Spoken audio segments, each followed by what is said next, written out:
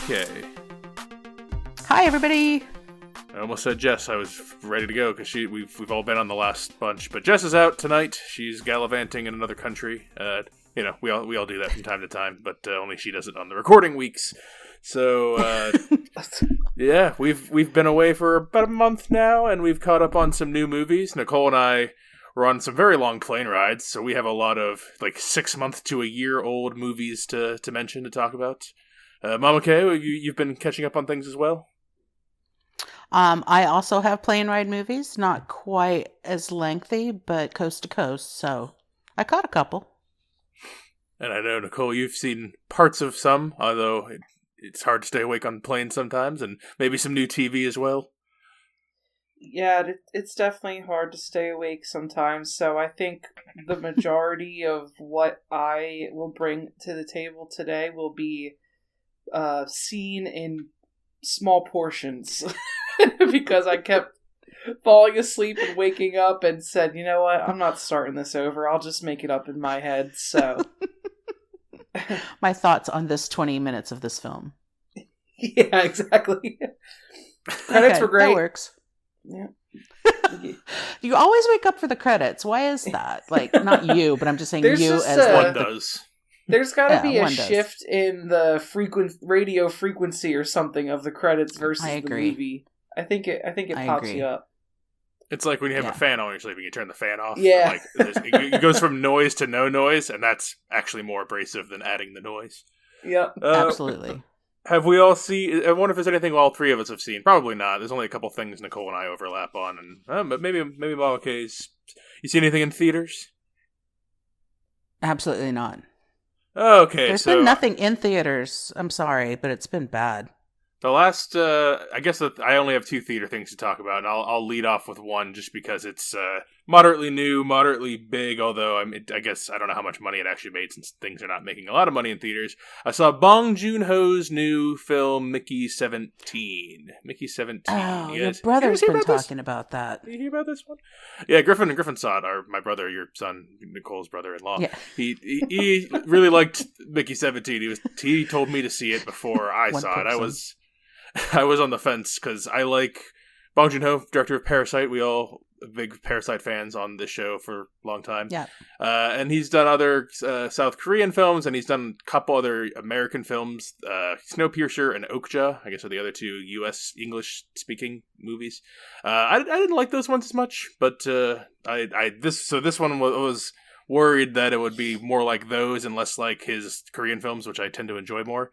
And it was kind of in the middle. I liked it better than Okja and Snowpiercer. Snowpiercer I've slowly lowered on over time. It's worn me down into not quite loving it like I did first time I saw it. But it's not near Parasite or like The Host or Memories of Murder or any of his more famous Korean films. It's got Mark Ruffalo doing very weird specific thing. I think Robert Pattinson elevates it because if he was like a regular man, like a more blandy, I don't know, not to be mean, but like a Chris Pratt type, like a simpler hero, like it might be kind of boring. But I think the people in it, Toni Collette's the Mark Ruffalo's wife, and she's a nice, fun character thing going on here. It's very goofy and zany, but also gory and some cleverness. Lots of good, still cleverness. I think he just loses something in translation when he does English language stuff. But Mickey 17, I thought it was pretty good. Like okay. 3.5. I do need to see that. You're right. Well, I say, okay, you enjoy most of Bong Joon-ho's films.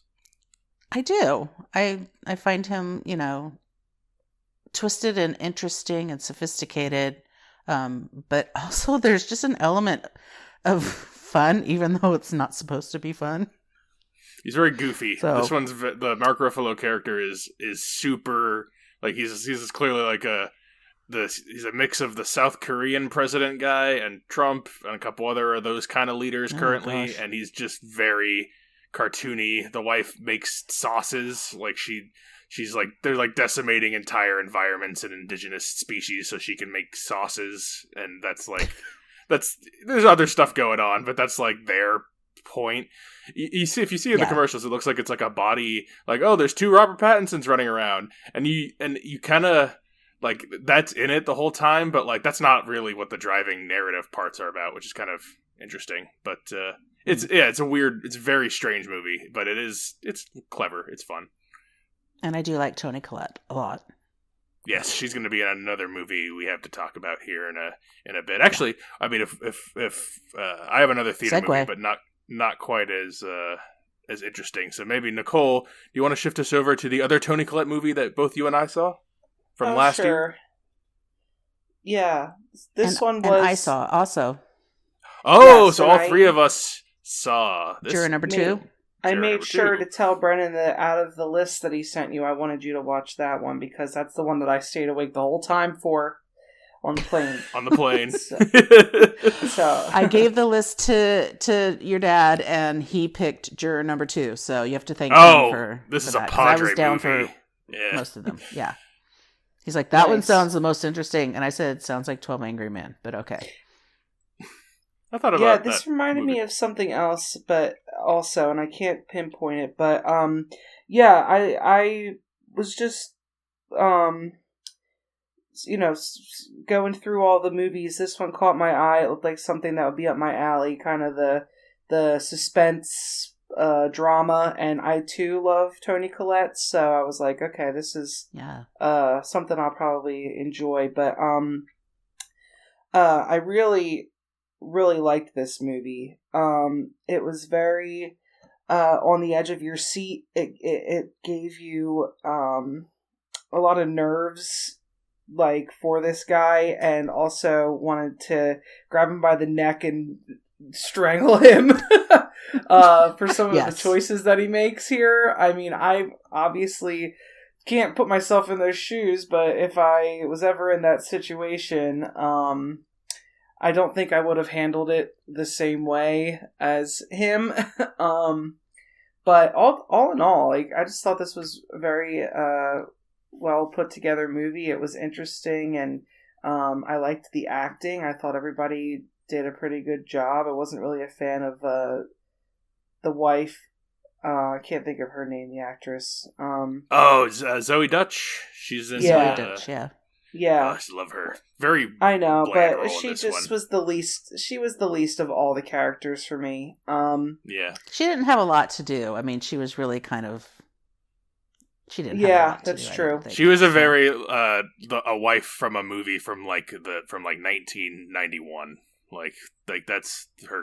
She was not much of a character. They're pretty stock. Where the other characters got a little more to do. Yeah, I agree, and I do feel like those types of movies where we know that at any given moment the whole thing could spoil. I feel like they didn't make it so corny and obvious. I do feel like there was a bit of suspense there still, so I appreciated that about it. Until we get the very end, and you're like, oh, he's cooked. So I like this. I like this a lot. I mean, that's the whole ending. Is he? They gave us. I like the ending when we get to there, because I was gonna have a stomach ulcer the whole time watching this movie from the. From like the 25-minute mark, I'm just like, oh god, I'm gonna be sick this whole time watching this. It is just so like, because the choices he's making are pissing me off. Not that they're illogical or like, out of the question. I don't like it, but it's very well put together. It's he's such a good guy, right? Isn't that what we're saying? He's just such a good guy, and can you be that good? Like, can you really put yourself... We haven't really talked about what the plot is to the movie. Yeah, so Nicholas Holt's our main character. He is the titular juror number 2. He is his wife is Zoe Dutch. They're expecting a child, and he is summoned to jury duty. He's trying to get out of it, and he's unsuccessful. Toni Collette's the main lawyer. And who's the guy who plays the other lawyer? Messina. Chris Messina. Chris Messina. Messina. So you got people Messina. Seen him. Yeah, he's a recognizable face guy. You've seen him. And there's a guy who's the case is it's a murder case. The woman is found on the side of the road dead. Boyfriend is the accused, and then you realize the third way mark very early on that perhaps juror number 2 is actually the one who is responsible for this murder. And after the beginning of the trial, I'm not spoiling anything really. It's like the 30-minute mark. The jury's pretty decided. They're like, all right, I think this guy's guilty. He's the ex-boyfriend, and they were drunk and fighting. Seems clear-cut. He seems like a piece of shit. Clear-cut to me. And of course, juror number 2 knows the truth, and instead of just going along with everybody else in the thing, he's got to say, well, maybe I'm just not convinced about this whole thing. And he's a good guy. He's got to pick at it and unravel, and instead of going clear-cut, guilty, move on in a day, we get a whole another hour and a half of stuff going on. Again, I think it's a very well-done movie. This is a Clint Eastwood directed. Still got it, Clint, at 90,000 years old. But, yeah, but okay, what did you, I'll finish this off. What did you think of juror number 2? A couple of things about juror number 2. I couldn't be more happy that Nicholas Hoult and Toni Collette are in a movie again together. The last time was about a boy, and she was the mom, and he was the boy that it was about. And he had a big glow up since then, obviously. The second thing is at some point when he realized that he, that he was at the bar where the problem happened, the real good guy would walk up to, somebody and say, I just realized that there's a conflict issue here. Bring in juror 13 because I'm out. Right? Don't you do that? Don't you say? There's a lot of things you could do. There's a lot of things you could do. I mean, yeah. I mean, they don't even address that sort of. They sort of gloss over those kind of things when, the guy reveals that one of the jurors reveals that he's a former police officer, and they're like, well, they didn't ask me if I was a police officer. I guess they're also trying to say that the people who are, picking jurors for this did not really do a good, voir dire or whatever. I don't know. That was my only big complaint about it, because you do want it to just sit and pick at the scab the whole time this movie is on. The third thing is there are 2 things that I worry about in life. One is leaving the house without my pants on, and the second is hitting somebody with a car on a rainy night. So I feel like I've done. Imagine both at the same time. Without your pants. True. Go ahead, try to arrest me. I have no pants. The guy you hit's wearing only pants, no shirt. I've been out in the night and, maybe gone over a pothole or something, had to turn around, go back and look at the pothole and then drive home, because that's a little of my OCD issue. So when we first started watching this, I kind of had to unfold myself and be like, okay, I can actually watch this movie, even though it's about my actual biggest fear. So, well done, well acted by, I think, everybody involved, and recommend. Before we move on, I want to know what you guys both wanted to happen at the end, because we get a moderately ambiguous ending. I think there's definitely a lean, kind of like the top at the end of Inception. Like, it's ambiguous, but it's kind of telling you the answer. But Nicole, what did you want to happen to this guy during the trial? I wish that he just kept his mouth shut and just said guilty at the beginning like everybody else, and made this an hour-long debate, and then go home and never talk about it ever again. Just make it a short film, a 24-minute, pause it. Well, what would you do? And there wouldn't be a film. There wouldn't be a film if it went the way I had mentioned it. But no, I agree. He could have said his wife had a complicated pregnancy and he works from home, but now he has to be at home and gotten out of it. Like, he could have said anything, and he left it just so easily negated. What I can't even think of the word I'm trying to say, but he did not fight to get out of that. Yeah, it wasn't a big fight.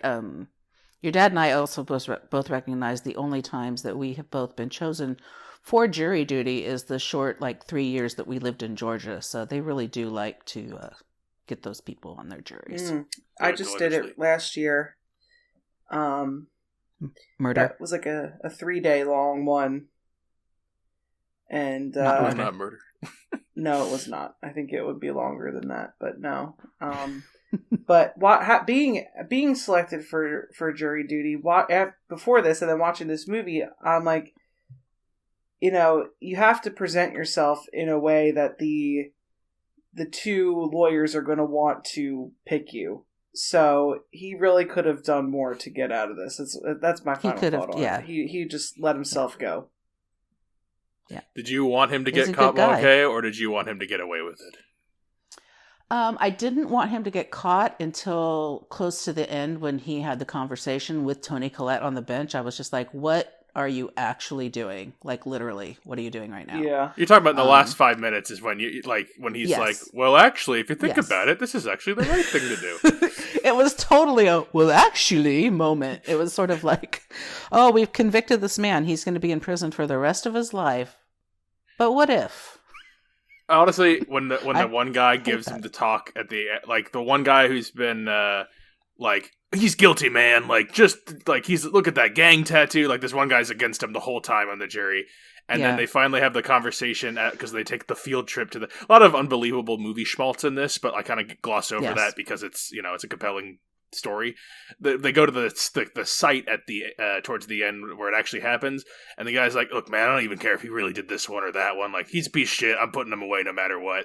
And then he does the whole even if it was some other guy, he's just living their life out there, and this is the justice that needs to just really talking our main guy into it. And I'm like, oh my god, thank you, fucking convince this idiot to just let the guy take the fall, because I'm like, you got to think about whatever. We don't have to go all the way into it, but I'm the whole time I'm like, just let it. He's got think about the greater good. You got the wife and the kid. The other guy was not great to anybody. I mean, and what's he got to live for? The woman's dead anyway. He should have picked her up in the rain. Really, he killed her. I agree with that one juror. Anyway, Mama K, what's a movie that you caught up with since we last talked? I had a plane movie that I'm not going to talk about. I'm just going to tell you what it was, and it was called Un Mondo a Parte, which is an Italian movie that I caught on the plane, completely in Italian with subtitles. Un Mondo a Parte, is it a new film? Maybe 24, 25. Un Mondo a Parte, and it's basically just about this village in Italy that is in the mountains, so it's not in the super glamorous part of Italy, and they have trouble keeping enough students to keep a school run. So they go through a myriad of things to try to do to keep their school afloat, and you just kind of go on the journey with them. On the airplane, yeah. The other movie that I saw on the airplane was made by, it's a recent film by Pedro Almodovar, and it's Room Next Door with Julianne Moore and Tilda Swinton. Has anyone seen that? Oh, we kept skipping, or at least I did. I kept skipping over that on the plane because that was one of the ones on there. We had 30 hours on planes, and never clicked on it. It would have also been probably a sleepy time film for at least Nicole. So. Oh. Sleepy time film. She already had plenty of sleepy time films. We can Wait, let me. I have something to say to that. Give me 1 second. I'm looking it up. Okay. That's so funny you just said that. Can you repeat the name of what the movie you just said? Yeah, The Room Next Door. Okay. There's another movie with Tilda Swinton in it that I fell asleep to on the plane. And that one was called The End? That one was called The End. Oh. What's going on with her? I don't know. She's this one she has cancer. Movies. She has cancer in this one. Does she have cancer? That's different than than the one you saw, Nicole. That is very different than the one that I half saw. Yours was like an apocalypse billionaire musical, wasn't it? Well, not to cut off the other movie, but this one, I'm not even going to talk about more than this, but yes, it's a rich family that converted a salt mine into a bunker for the end of times, but they made it very luxurious. And I think everything outside is completely destroyed, but they haven't gone out, but the son rebels and goes out, played by George McKay. You would recognize him if you saw him. 1917. Yeah, he's awesome. Yeah. But it's a musical, and they just bust out into song, at any given time, and most of the script is song, and it was absolutely horrific, and I had to turn it off. All right, so the end, not a recommend for at least the quarter of it that Nicole stomached. But okay, back to the other Tilda Swinton movie, the girl next door. Someone's next door. Who's next door? The room next door. The room next door. I knew someone was there. Something was there. And Tilda Swinton has cancer, and she has asked a friend of hers, played by Julianne Moore, to be with her when she decides to end her life, and please stay in the room next door when I do it. So they go out, and she rents this cabin. I say cabin, it's gorgeous, but it's a cabin. And the movie revolves around what her life has been like, Tilda Swinton's life has been like, and she's estranged from her daughter, and all these different things. And it's just, it's just a talking piece. It's just a talky movie. Is it a good talking movie? I enjoyed it, and I stayed awake on the plane to watch it. So, I mean, yeah, I didn't just wake up for the credits. The same cannot be said for some of Nicole's other films that she'll get to in a little bit here. But I wasn't on the plane for 15 hours, so that's I have to put that caveat on. So yeah, we had a lot of time to churn some movies. Yeah, I saw some plane movies. I'll do two back-to-back critically acclaimed from last year. I know at least one was up for some awards. Sing Sing. You guys heard about Sing Sing? 2024's Sing Sing. I've heard about it, but I don't know about it. Why don't you tell us? Stars Coleman Domingo. Stars Coleman Domingo. He's a very recognizable actor. He's been in The Candyman. He's been in some good TV. I think he's one of the Walking Dead ones. He's in Zola, one of my favorites. Anyway, he stars in this film that is about prisoners in Sing Sing prison in New York. And they make a theater troupe, and they do little plays, and the whole thing is they got like this new guy who joins them, and he's kind of rough around the edges, and he's not well assimilated. He's a very angry and pissed off guy. He doesn't have a good outlet for any of his situation yet. So these guys kind of try to welcome him in, and then you see the whole thing is them like practicing for this big upcoming play that they got. They write the main guy writes like a Shakespeare Egyptian tragedy whole thing mixed together, but makes it like a comedy, and they're acting the whole time, but they're like these big tough prisoners, but they got to put on like their Shakespeare outfits and do funniness, and it's very heart moving. It's very nice. Coleman Domingo he's the main character, and you learn about his story slowly throughout, and there's some injustice with what's going on with him. So it's just really heartwarming, very well done, and I would recommend highly Sing Sing. It was a solid 4.5 star. What is the time frame for this? Is this like current? It is. I think it's fairly contemporary. Like it's not like olden days. It might be like 2000s, but it doesn't really. Yeah, like it doesn't. It's fairly modern day. Okay. Yeah, I would see that. And a lot of the other actors, like the smaller actors, formerly incarcerated men who turned themselves into alumni of the real life program, the real life like acting program for prisoners to like for emotional support and all that stuff. So there's a whole bunch of them here: David Dapp, Giardi, Pierre Griffin, Biggie Williams, Dino Johnson, bunch of other guys, JJ Vasquez. Lots of guys, just naming names at this point. Paul Raci is the guy who plays the guy who like who does he's like the writer. He's kind of like the organizer of the whole thing. Coleman Domingo is like he's like the main actor in a lot of them, and he does some of the production stuff. He's like one of the founding members. And the guy who's the main like guy they're helping to mentor, and he's got a lot of anger to work out and kind of thing, is a guy named Clarence Divine Eye Macklin, who is again a real life former inmate who turned his life around with acting. So lovely story. Nice. Sing. Okay. The other. Whenever you say Domingo, I think of the SNL sketch. I can't stop. Jesus. I know. Domingo. Who's Make it go away. I don't know that. To go away. I'll leave you to that one. The other go ahead, the other successful critically, I don't know if it won any awards, but I avoided because it looked very bad, and I didn't really understand. I just didn't understand what was going on with this. The film is called Better Man. You guys heard of Better Man with the monkey who gets famous? The monkey movie. Yes, yeah. The singing monkey movie. It stars Robbie Williams as a fictionalized monkey version of himself, and it's about him becoming superstar, famous. Everyone knows Robbie Williams. Except, do you guys know who that guy is? I did not ever heard of this famous musician who was so popular. He was before our time. Yes. He must be. He's also, British. He didn't really hit in America like he hit in Britain. Because they're peddling this thing like, you've always wondered what was it like becoming Robbie Williams? I'm like, I have never wondered any of those things. And like, wait, he's a monkey? That's what I was like, when I saw the trailer for it, I'm like, is this like a fictional, like, parody of a musical biopic starring like a monkey in like a fictional world where, like, but no, it's really about Robbie Williams, who I didn't know he was like in a boy band, I guess, and he had a bunch of partying stuff, and he was cheeky on air, so that's very popular, I guess, internationally.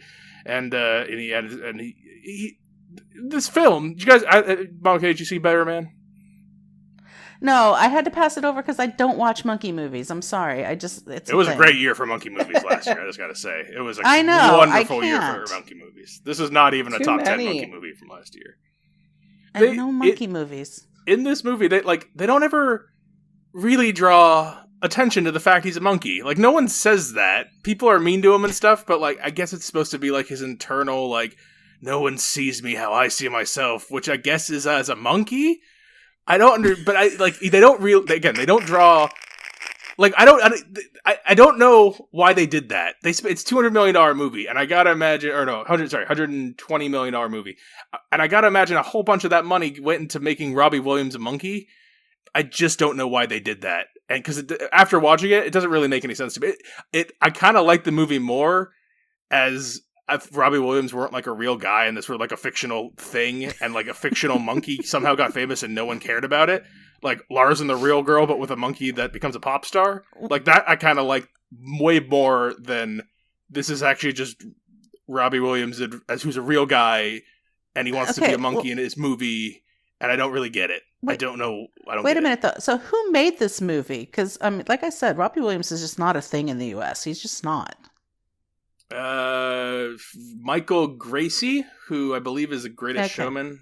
Is that him? Yeah, Greatest Showman. So, lots of Greatest Showman kind of tone in it. Like it's an okayly done musical. Like the music's fine. I think I might have recognized like one song in there, and that's why I was like, I can't tell if this is a real guy or not, or if they just made all this like AI kind of Elton John-ish music for this movie, or like I don't really know. Like what? I don't know what this is, but yeah, Robbie Williams, real guy, not a real monkey, but he's a better man. So those are the new plane movies I saw. I got a couple more I can go to. Nicole, why don't you tell us about some of the plane movies you didn't make it through?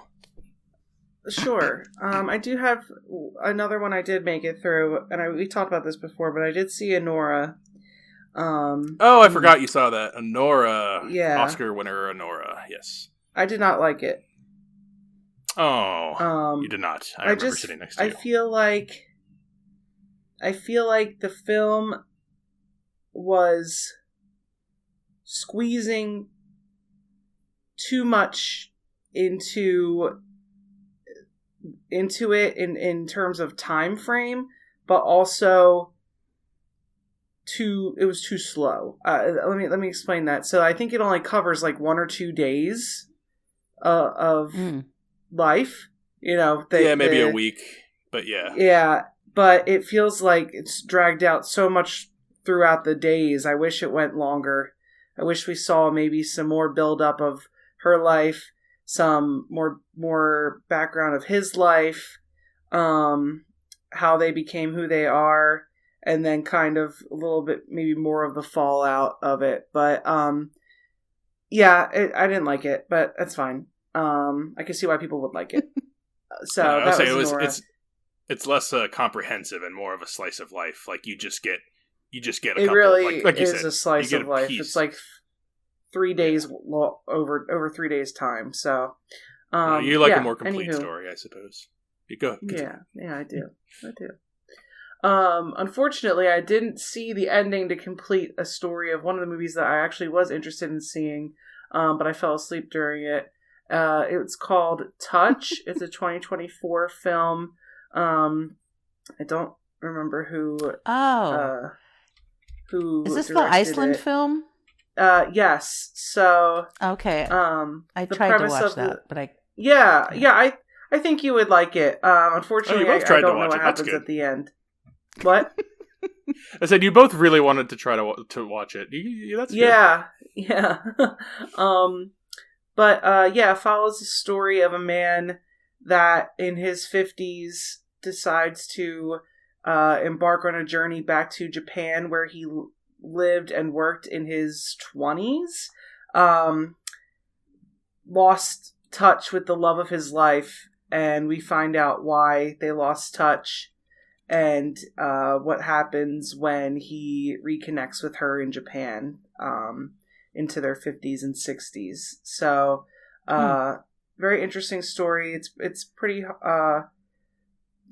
heartbreaking reason why they lose touch, and the consequences of that. So I wish I saw the ending. I might go back and try to find it to watch it. But that was an interesting movie. I think it's streaming somewhere right now, but I can't remember where.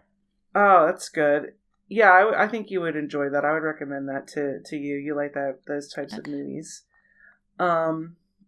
But the stuff I didn't finish, besides what I've already mentioned, I put on the live action Lady and the Tramp. That was ass. I fell asleep on purpose. Lady and the Tramp from a couple years ago. I think it was Disney Plus direct to streaming, and it was how'd you describe it again? Ass, was it?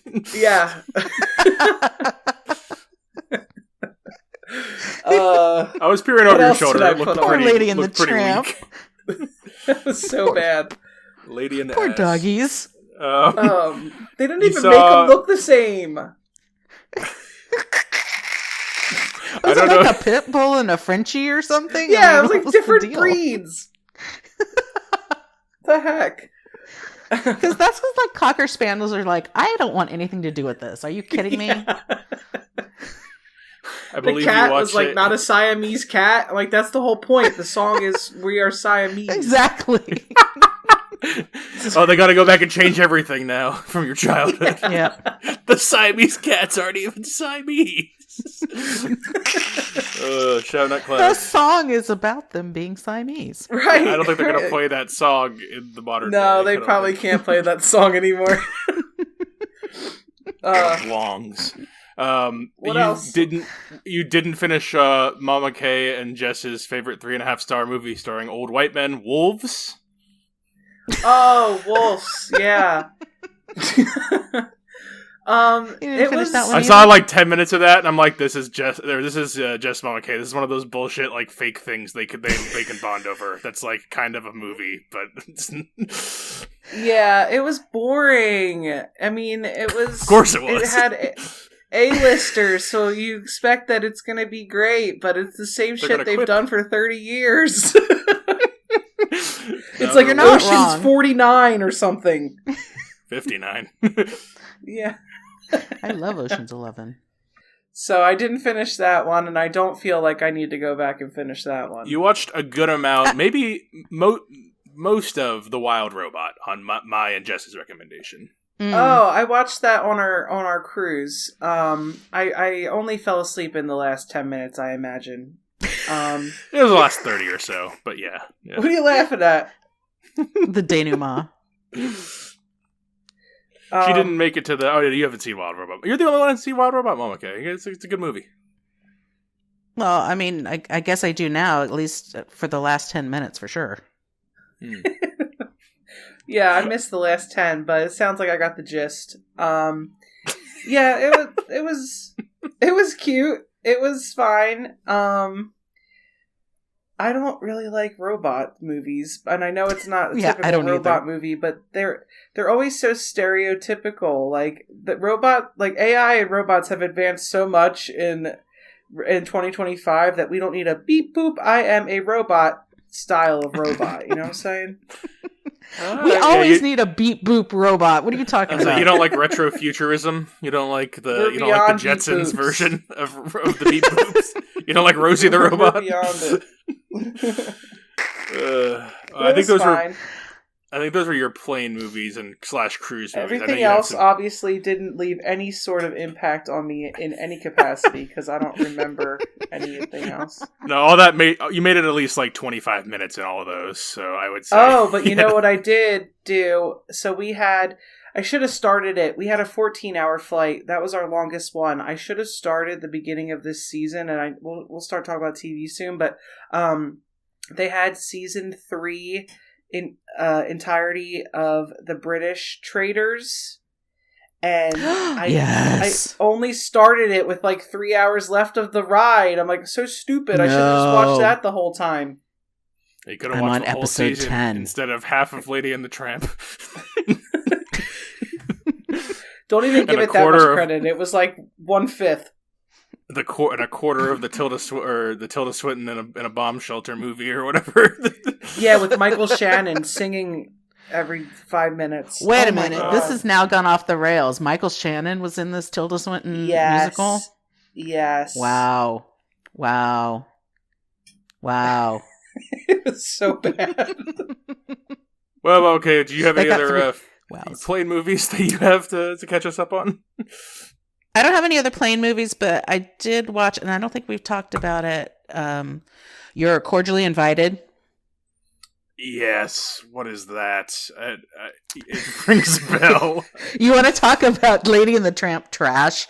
Will Ferrell and Reese Witherspoon are both booked their children's wedding at the same venue, and hijinks ensue. Oh my god, I am looking at the cover right now, and it is Will Ferrell holding a crocodile in his arms, while Reese Witherspoon has a shocked expression.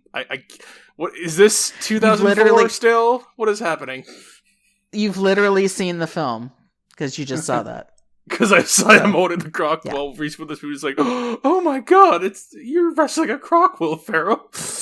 This was one of the nights where I couldn't watch another episode of American Idol or 911 with your father, and I was just like, put this movie on because I can't do it anymore. So, yeah.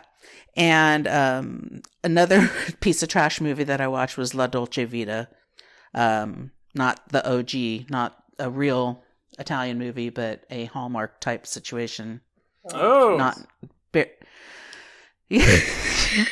Sounds better than the last thing you said. It might have been. It might have been better, actually. But I want to see the cover of this. Is it red and green clothes? What is it? La Dolce. La Dolce Vita. Maybe it wasn't called that. Not the 1961. Oh yeah, that's what I was looking for. That the sun coming through the archway. Hey, it's got a 75%. That's pretty good. Well, because the people who are going to watch it are going to like it. I mean, 6 out of 10 IMDb. That's pretty middling. Oh, Roger Ebert, it's a middling 1.5. movie. Not the That's fan, accurate. The website, because man died. Right. He did not come back for La Dolce Vita. I don't think. Yeah, La Dolce Villa. I was able to find it. It's Villa. That's it. Yeah. Sorry. I figured that's what. I figured I clicked on the right thing. Yeah. But. Yeah, I mean it's fun candy movie, but yeah. This is like when you said you watched that one movie. It was like On the Tuscan or something, and I was like, wait a minute, I think I've seen that. And I looked back and found my Letterboxd review, and it was basically Nicole's review of Lady and the Tramp. I'm like, oh yeah, his ass. Toscana, that was the other one. Toscana, that's I remember no, that. I think my review was like, this is some crap my mom would like or something. I think that was like my literal review from 3 years before you saw it. Well, just let me know if you run across anything else you think that's crap that I might like. I think I said it was pretty and boring. That's what I have for movies. That's what we got for movies. All right, I'll finish off with a few more, and then we can switch over to TV. I saw another 2024 movie. I don't think it was up for awards or anything. It has got Ralph Fiennes in it, and it has got what is her name? She's in the Colors Blue trilogy. Juliette Binoche, and it is called The Return. It is based on the fallout after the Odyssey from the Roman Empire times. Odysseus is Ralph Fiennes plays like the old man Odysseus, who washes up on the shores of his old kingdom of Ithaca after the war has ended and he's lost all his troops. And the island has like fallen into ruin, and his wife won't take any of the new suitors because they're all scumbags. So there's a bunch of pillaging going on. It's a very strange movie because like Charlie Plummer's the son too. People would recognize him from Clofitch Killer, Moonfall. He's in other things. Spontaneous, good movie. But it's a weird movie because it's kind of like low budget and crappy looking, and it kind of looks like one of those like Nick Cage, John Travolta, John Cusack movies from like the 2010s where they would put on like the party store cheap peasant outfits and they'd hang out in like an abandoned island off of the real Italy that's like in disrepair, so they gave him a filming license. It looks cheap and crappy. But then every scene that Ralph Fiennes is in, he's like giving it his all. Later on, you get to see buff Ralph Fiennes like beat the shit out of people with his sword, and he's fucking ripped with blood on his face, and I'm like, it's a very strange movie because it's like he's given this really hardcore performance. Juliette Binoche is still very good in it, but everyone else is like a cartoony TV movie character, and it looks cheap as hell. So I was when I was watching, I'm like, this is either got like I don't know what I'm watching. Basically, I was like, this is some weird like I imagine it had like a 30% on Rotten Tomatoes or something. It's got a 77%. And I'm very confused by this movie, but it's mostly boring, except when Ralph Fiennes is talking for a little bit. He's got the gravitas, but it's kind of mostly boring for the first hour. There's like one suitor character I kind of like, who's like a scumbag. But last 30 minutes is like this elaborate scene where I'm gonna spoil it because no one's gonna watch this. In order to become the king, she's like, I've finally decided. You have to shoot an arrow with Odysseus's bow through whatever obstacles. And everyone's like, that's impossible. You can't do that. And then one schlubby guy's like, I'll try. And he can't even string the bow. And then it becomes a contest of all the loser guys trying to string the bow. And they all suck. And they're all scumbags. And they can't do it. And then the old man who's been in the shadows comes out. He's like, I'll try. And it's Ralph Fiennes, of course. And then he strings the bow and he successfully. But that's one thing I don't understand about the movie. And then I'll move on. Is this Ralph Fiennes comes back to the town and he's like an old beggar man and no one recognizes him as Odysseus, and he doesn't even like be like, I'm Odysseus, I'm back, and like I'm your king. He just is like old beggar man and they just shit on him. And even his wife doesn't like recognize him in quotes and like doesn't like take him back or whatever. Like he just lives as a homeless man the whole movie, even though everyone sees him in town and he's in rooms with all of these characters, but like no one like acknowledges him until he strings the bow and then he kills a bunch of people and then they're like, oh, the king's back. I'm like, but he's been back the whole time, and do you not recognize him because he's got a beard now? Like, I was just very confused. Like it would be like if like we were just like hanging out in your town and Bill Clinton showed up and he just acted as a homeless man the whole time. You're like, I'm pretty sure that's Bill Clinton actually. And he just didn't do anything. And then at the end, he like ripped his shirt off and killed a bunch of people and said, I'm your president again. Like, it's kind of like that. Very confusing. But, the return. Clark Kent situation, if Clark Kent didn't have those glasses on, how would you know? I mean, he definitely doesn't look like Superman. He's an emaciated old man with a beard now, but he's not emaciated because he takes his robe off and he's ripped Ralph Fiennes. I didn't know if Ralph Fiennes was buff. Maybe prosthetics. I don't know. But yeah, Return. Pretty good plane movie. And I saw one more movie on the plane from a couple years ago, but it's a very strange, very funny movie. If anyone's ever heard of Hundreds of Beavers, you ever heard of Hundreds of Beavers? Probably not. Not in the same place. It is one of the most original, unique movies I've seen in a while. It's a couple years old, and I wouldn't talk about it otherwise if it weren't so specific. But it's a black and white, mostly silent film, and it's this guy, and he it's just you can't even explain it. Like, it's so weird. It's like a Looney Tunes cartoon live action, and the bits are just really good and funny and solid. And I've never seen anything like it. It's got like weird cheapo paper mache kind of effects going on. All of the animals in it, there's obviously the beavers, but there's like rabbits and skunks and raccoons, and they're all just guys in like full size like suits, like not furry suits because they're not like weirdly sexualized, but they're just big suits. And he's he's like a drunk at the beginning, and he's trying to figure out how to make fire, and then the fire keeps going out in comical ways. Like it's like Buster Keaton. It's a super old school, like physical silent comedy, and it's one of the most creative movies I've seen in a long time. Very, very actually laugh out loud funny.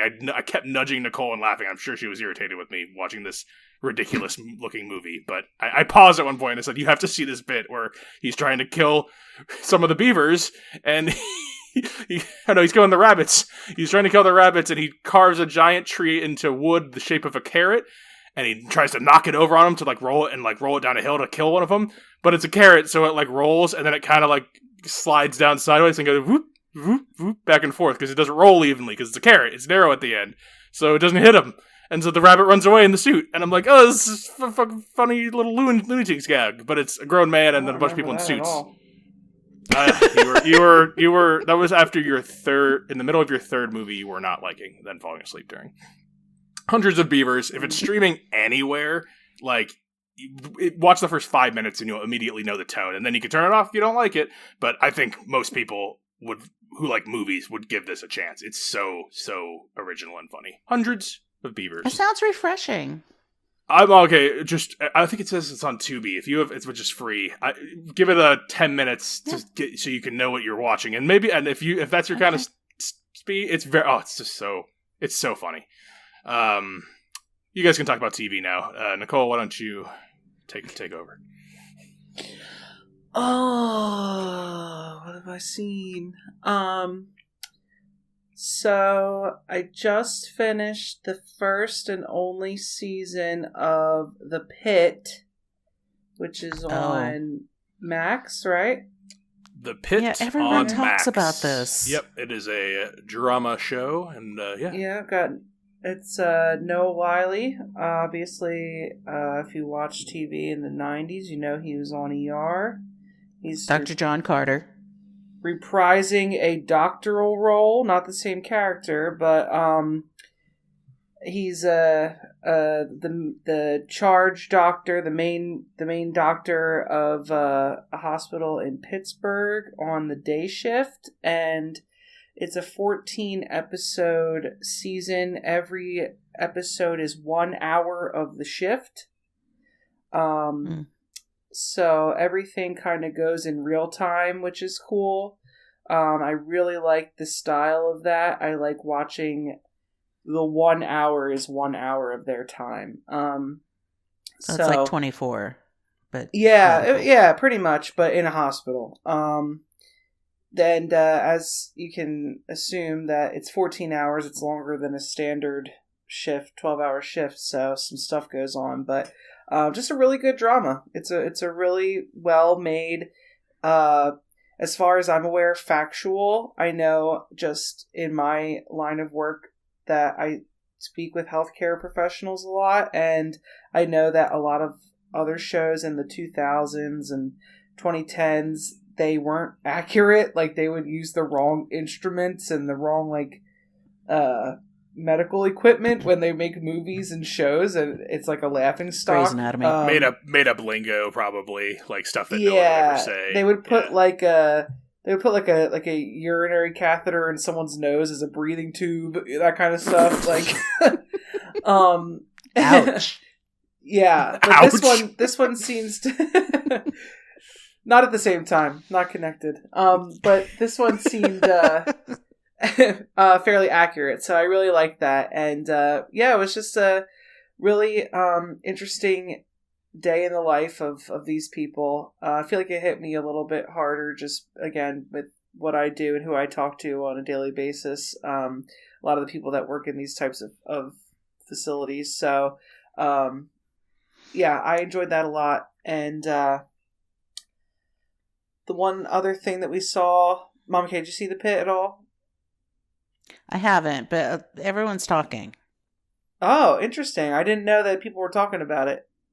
Yeah, I've heard about it in my circles too. Yeah, I'll chime in for the bit I saw. I watched part of it with Nicole, and it's definitely better than like a 911, like regular TV dramas. It's What's definitely that other better show, than that. The Resident? Remember The Resident? I don't think I watched. Yeah. Did we watch that one? Oh my god, the guy! Yeah, the guy with the real always smoky talks eyes, like the real. The breathless. He's breathless all the time. Yeah, the woman would say, I don't know, something, and he should, well, maybe this or that. You should think about that. Yeah. And I'm just like, get this bad. this space off my screen. I cannot get it all out. It's not like those. It's better than those. It still has a soapy TV writing aspect to it for sure, but it's of higher quality, and the gimmick is good. The every hour gimmick, like there's a good couple of good like big events that happen in it that make it work. Yeah. When we were in LA, we were at Warner Brothers, and that's where they filmed The Pit, and there were several sound stages. They do it over several sound stages there, and they had just finished filming, and it was like, oh, interesting. So, we're at the end.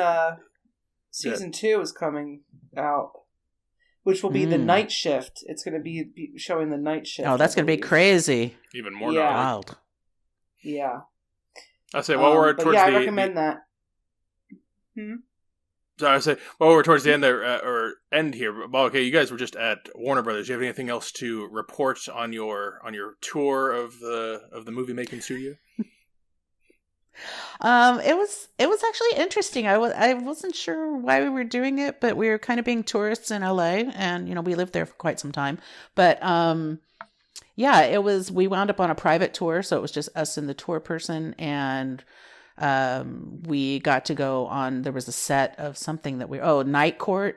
They revamped, I guess they're redoing Night Court. And so everyone was clamoring, I guess. We were on that set. I was like, oh. And yeah, I mean, it's always interesting to see what's going on. We got to go through this really cool prop room that had props back from forever, and it was just that was actually the most amazing part to me. There was just so much cool stuff there. So fun tour. I recommend it. Get a private tour. Oh, that's cool. Nice. I have one more thing I want to talk about. Please do. I think all three of us have seen this. But me and Brennan watched all 3 seasons of White Lotus. Oh, Shut I up. almost forgot we watched all of that since the last time we recorded. What? Yes. We watched all of White Lotus. Wow. Okay, I need to know. I've watched all of White Lotus, but as they've come out. So I need to Nicole, know you brought it what up. your Why don't thoughts you- are. Yeah, lead us off with your thoughts first. Yeah. I'm going through my mind right now trying to rank the seasons. And I think my favorite season is number 2 because I really liked the ending of that one. That was really fun. But the Really most fun. recent season, what I've been hearing the most from people is that they really lacked on the resort manager. But who's the producer of this or the director of this show? Mike White is the creator and writer, and that it was very intentional of him to make the third hotel manager not as crazy as the other 2. But I really like the thread of the story from season 1 to 3 with Uncle Rico. I don't remember his name. John Grease. John Grease. Gary I or really like Greg that. or whatever. Yeah. Yeah. Gary, Greg, Yeah. George, whatever they're calling him. Yeah. I really like that. But I mean, every season is great. I like that they do something different. I'm curious of what the next one's going to be, if there's one, what type of setting they're going to be, because I've heard some funny theories about where the next one would be. A Holiday Inn next to a Denny's in Cleveland, Ohio. But it's On the the same Blue kind Origin. of posh rich people, so it's still. Yeah. But what's your Okay. favorite, Mom? Okay, what season did you like? Oh, she likes number 1 because she always likes number 1. No, I'm a season 2 girly by far. Oh, it's your Empire Strikes Back. I think all the storylines in season 2 are fun to watch, and they're, they all, they're all threaded together really nicely. I felt like that on season 1 as well, that the stories were, this, when you're watching White Lotus, you're watching an episode and you're like, what is this going to do with, how does this involve everybody else? And that's kind of how you start thinking about it. And I guess for season 3, I was really hoping that it was going to be just as smart as the first 2, and it just didn't feel like that to me. It fell a little flat. There were great things that come, out of it. Of course, it's like, Piper, no, and, Buddhism. But like, you couldn't, in the beginning, there was a point where, I can't think of the woman's name, but the mom, has a moment with the Leslie Bibb character, like, I know you, and well, I don't really know you, kind of thing. And they never really went anywhere with that. And that kind of bugged me. I was waiting for that to pop up again, and it never did. And I just sort of felt like there were lots. Maybe, but I feel like I've heard a lot of complaints about for people who didn't like 3, or its least favorite is 3, is that because they left a lot of threads. They just left a lot open. They didn't even the whole 3 women storyline. People didn't find that very satisfying. I've heard some complaints. It felt like they tried to pull that together at the end, and I was like, you know what? I'm okay with that. That's exactly what women would do, honestly. They would like try to patch it over and be like, everything's fine. And, on the airplane back, it would just be like, nothing is fine. Of course, nothing is fine. And I didn't care much about the people at the hotel. Like, I wasn't into the massage therapist guy, and I wasn't into the hotel concierge guy, and I definitely wasn't into the whole guy at the gatehouse who was just like, what is happening here? And the fact that he had such a big part in the finale was kind of like, okay, he got his comeuppance at the end, I guess, but yeah. It was fine, and it kept me watching every week. I'm not gonna lie, I was like, excited about seeing it. But yeah, season 2 by far, just the characters were just season 2. They were all kind of over the top and great. Yeah, so good. Who's the character that is the lady? She's the massage lady in the first one, and then she comes back in season 3 and has her big comeback arc. What's her name? Yeah, Belinda. Belinda. Oh, yeah. Belinda. Yeah. So I guess on mine, like I haven't really split it. 2 has like the craziest kind of like couple of zany moments. I actually don't really remember a lot about 2, to be honest. I remember this most recent one. I actually really liked the people the most, like the guests. Like I found the Jason Isaacs Parker Posey family storyline really good. I like that. Like that might be my favorite family storyline in all of them.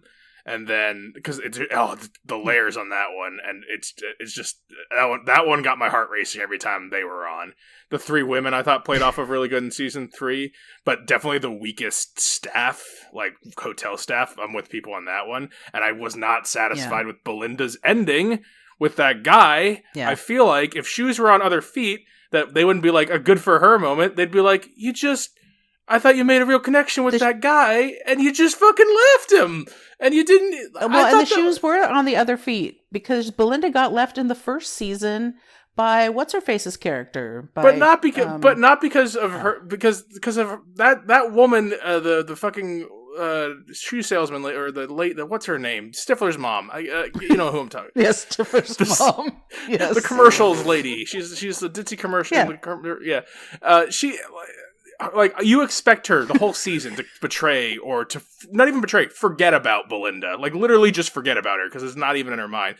Belinda knows that she could say something to that guy, but she's like, I just want to be rich with my thing, and like, that's fine. Like, but if that guy had got it, I feel like he would have shared it with her, kind of thing. I just didn't think she was as shallow as the other as the patrons, as all the people who go there. I agree with you. I was a little upset, and I'm surprised that reaction. Money changes people. That's what I'm surprised by. Like, the reaction of fandom is I haven't heard anyone else be like, "Oh, Belinda should have shared her." That's going to come back and bite her in the future, because that's kind of how I feel. Is that like, it's going to cause something negative down the line? But like, I'm just like, that's so sad. I like that character, and I didn't think. I thought she was turning heel, and like no one else seemed to see that. But whatever. And then the first season has the best. I think people have. You think so? People talk- Okay, people maybe have- maybe it's people just have- my corner. People have talked about that. They've talked about how, not really liking the character of her son either, that he's, I don't know, that he was sort of sparked that whole situation. But yeah. And I like Anyway, in go season ahead. 1, they have the concierge guy in the first one. I think that's still the best. Oh my God, yes. Single character arc. Like there's good. I like some other Walton Goggins. I flattened over the season 2. I just thought season 3 had the most interesting people, like those kind of storylines. But that concierge guy in the first season. That is, if without his performance, I don't know if I stay on and watch season 2 and then stay for season 3. Because after 2, I was like, I feel like diminishing returns are coming. I felt like, I know people love the end of 2 with what's her name doing craziness on the boat, but that was like a jumping the shark for me. I was like, this was so kind of realistically clever until now. Now it's getting a little cartoony, and it's fine, but that's not what I thought this was going to be. And then season 3, even though it's more amped up, somehow feels more grounded in some sort of reality to me. But yeah, White Lotus, good show. Everyone likes White Lotus, right? I think so. So I would go probably 3-1-2, but they're all very close together. Yeah, I think I'm they're all 2-3-1. they're all like 4 stars, but they're 3-1. You're 2-3-1. Yeah, I mean, not that I disliked 1, because obviously I kept coming back, but I didn't dislike 2. Yeah.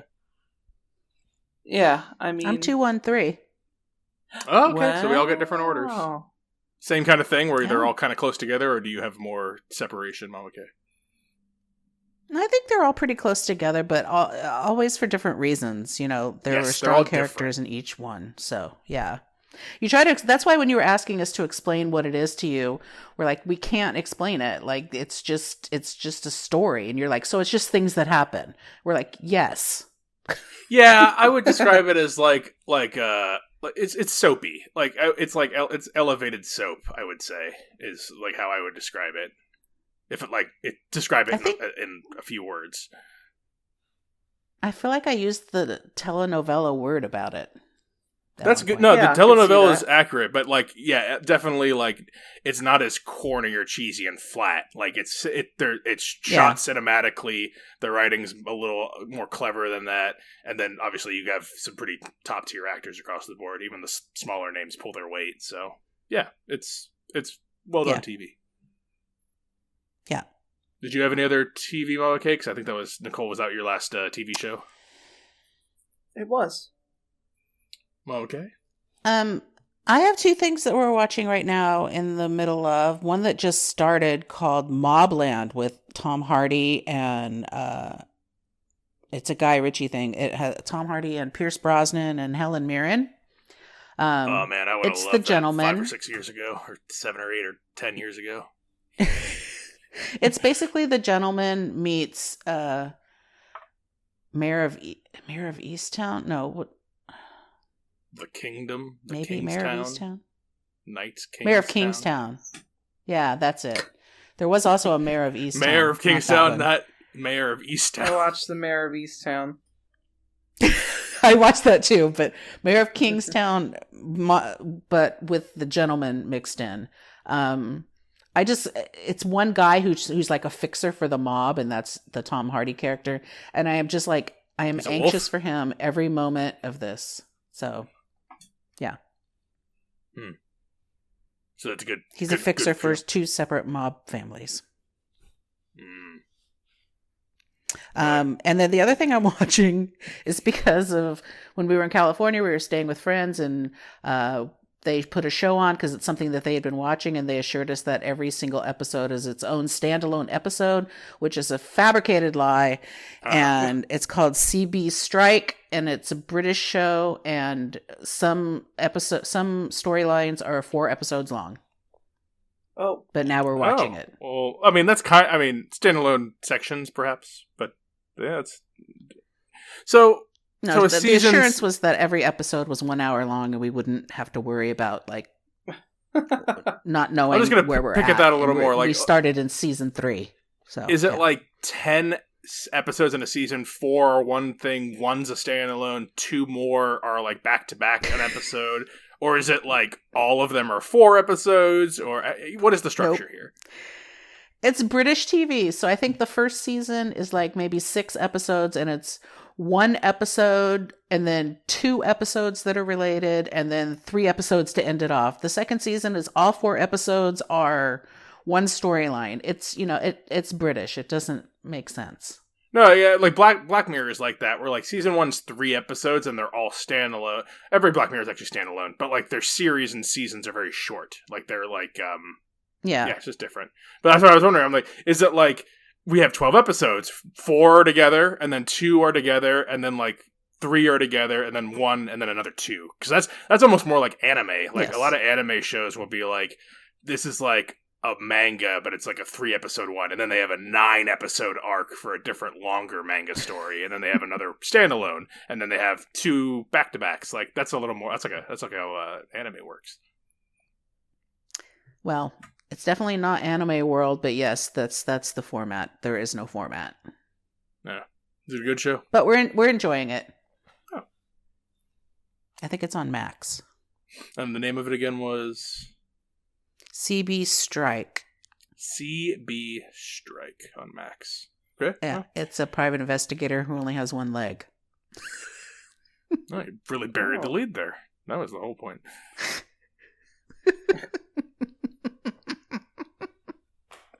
I have one more thing to tell you about, unless you have other things. The other movies I saw were not worth mentioning, I don't think. I saw Working Man, Jason Statham. I fell asleep in it. I don't know why I went to it. Oh, no. Mistake. Yeah, you guys, you know what I did was, I was thinking of you and Jess talking about The Beekeeper last year, like this time last year, and I was like, oh, they liked that. I'm gonna go watch just Jason Statham be bald and help a kid and beat some guys up and be a construction worker. And I fell asleep, and I was like, that's why I don't do this anymore. Like, unless he's paired with like 6 or 10 other meatheads on bikes and cars, I can't.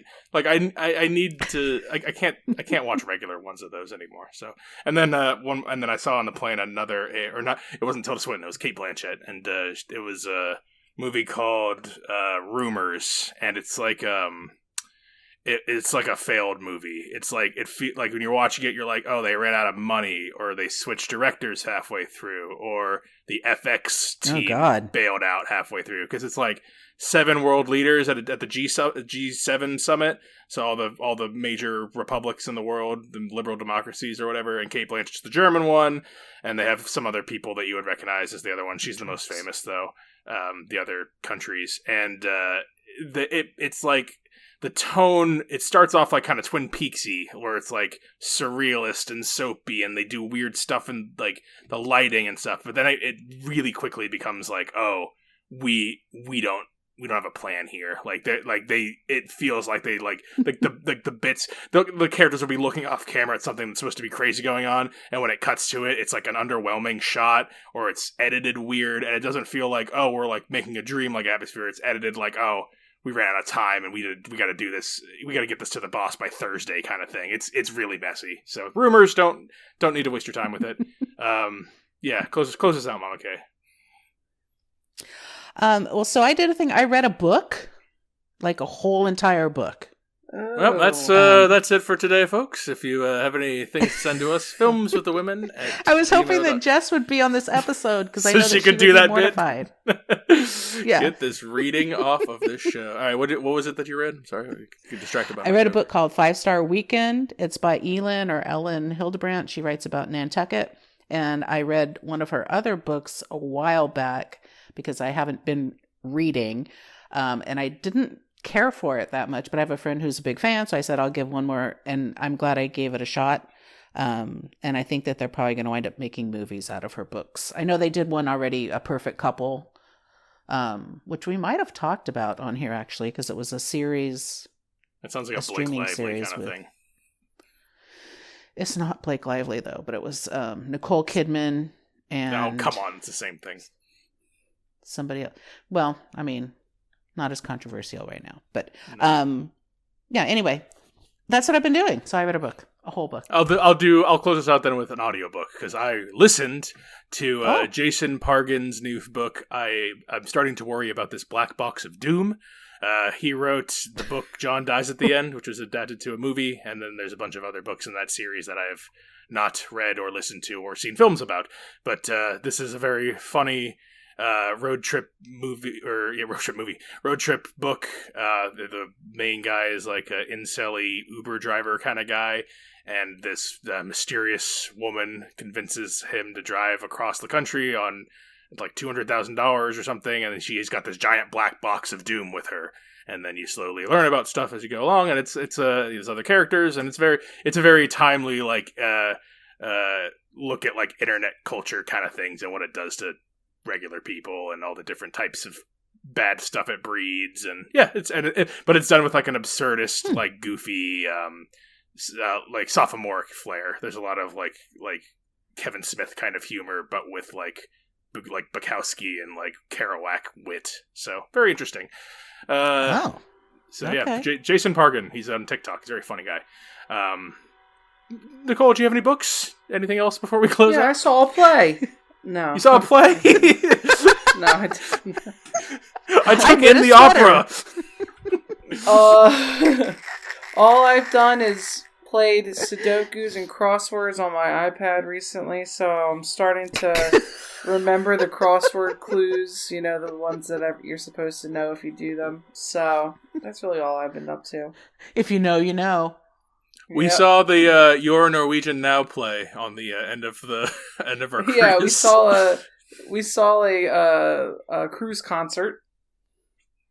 Yeah, that was this woman who did Queen. That was good. She's good. Yeah.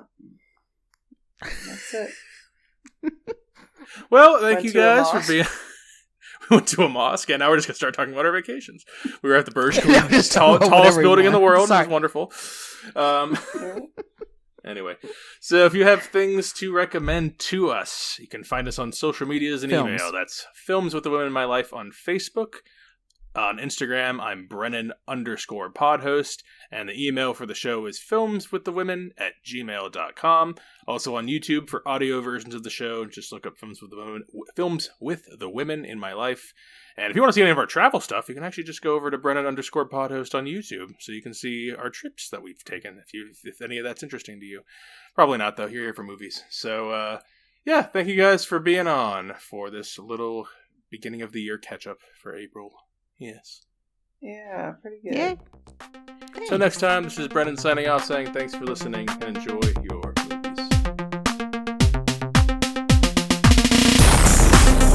Thanks for listening to Films with the Women in My Life. If you enjoyed being a listener in our life, please rate and subscribe on Apple Podcasts or on your favorite podcast app.